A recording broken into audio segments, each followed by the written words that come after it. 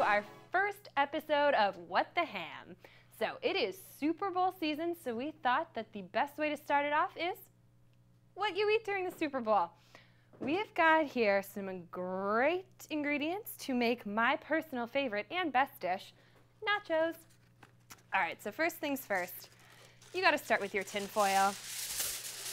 Cut it off and lay it right here on your cooking sheet. Now for me, once I'm in my nacho food coma, the last thing I want to do is clean up, so this takes care of that. Absolutely nothing you'll have to worry about unless you make a giant mess, and then, well, that's all on you. But as for now, we'll start with something simple. So open your bag and start just pouring on here. Now, depending on how many people or how much you would like to eat, depends on how much you put on your bag, or out of the bag and onto the pan. I like to have a very even ratio, because the worst thing is to eat up all the good cheesy bits and then look and you have half a bag of chips with absolutely nothing on it and hence no purpose really to eat them.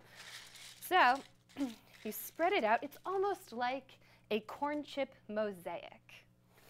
So come here, make sure you get all the little nooks and crannies. We want a nice even plate here. Presentation really is everything. All right, so once you have everything arranged as you would like it, the next step comes another important part, salsa. Now for me, I like to put my salsa on before I put the nachos in the oven. I think, it's nice to bake everything together. It gets all the juices in. It makes everything, nice and, complete, a whole package. So we'll dump a little on there. Don't be afraid of the splatter method, because then, again, even distribution. All right, there we go. Oh, my God. It just smells like Super Bowl success. Okay, so now we have, let's spread that out. We got a little clumping going on. We've got our base of tortilla chips and then a nice nacho sauce here, aka salsa. Next thing that you'd want to add is my favorite part, the cheese. Now, I don't know how much cheese you guys like, but I mean, one whole bag is not enough for me, but I thought I would limit myself. Now, another thing you can do for health food nuts out there is you can, instead of just buying the pre-shredded cheese, is make your own shredded cheese. Now, go out and buy 3 or 4 of your favorite cheeses, hopefully fresh, and you can grind them down and make your own shredded cheese using one of those little cheese grinders. Now this is great because then you're in control of your own portion sizes and your own flavor. And I know that today in America, with the growing number of obesity, it's great to know how much you're eating and portion sizes. Now, I'm not necessarily following that rule today, but everybody gets a cheat day and it's Super Bowl. So might as well go big or go home. All right, let's get all of this cheesy goodness on here. Fantastic. All right, let's get all these last little bits and pieces on here. Now, next, just to add a little bit of color to it, nice little pretty nacho picture, I have red and green peppers. It's like a little fiesta. Now, spread those on. This also adds a little greenery, veggies. Could do, your servings, one serving size of vegetables, just to make your body happy. So get all these on here, spread them out nice and even. Oh, yes, oh my God, that looks so good. All right, now, no nacho plate is complete without one meat. Some people prefer chicken. I personally like the beef. So I've got some nice ground beef up in here. We're gonna put that on, sprinkle it on right on top. Oh my God, it's beautiful. So lovely. See? Too good. All right, so throw that on. So just as a recap, we have the tortilla chips, the salsa, the cheese, red and green pepper, and a little bit of beef on here. Now, you can add a lot of flavor into your nachos by the way you cook your beef. I made this, I cooked it in olive oil, and then I put what is this? Red pepper for a little, for a little spice, and garlic powder. I'm a huge garlic fan, so I like to cook everything with garlic, including my ground beef. And also, for another little kick, add sriracha.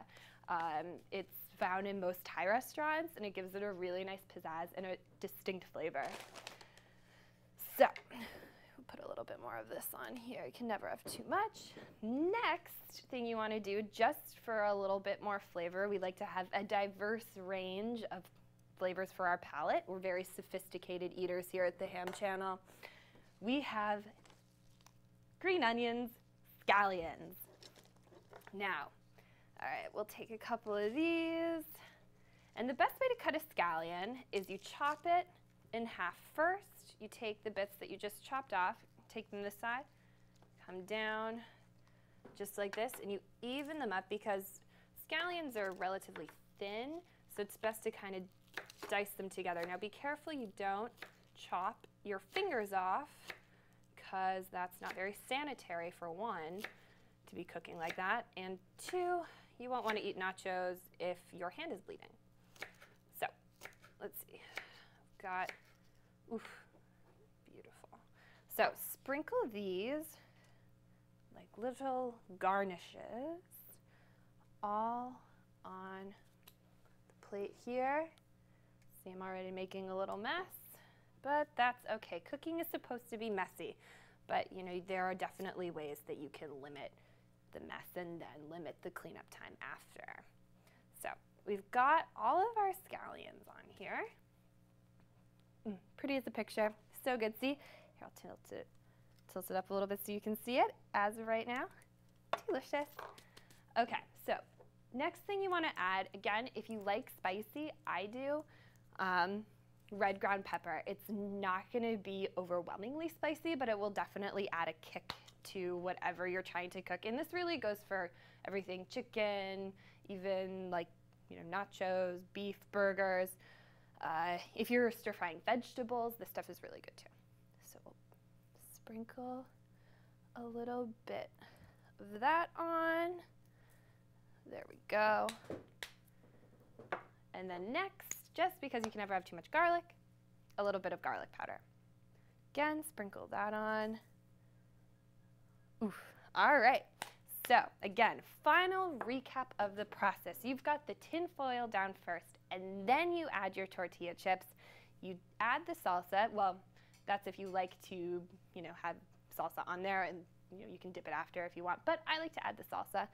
Then you do cheese, and again, 4-blend Mexican cheese is what I personally get, but you can also make your own kind of shredded cheeses using Monterey Jack, cheddar,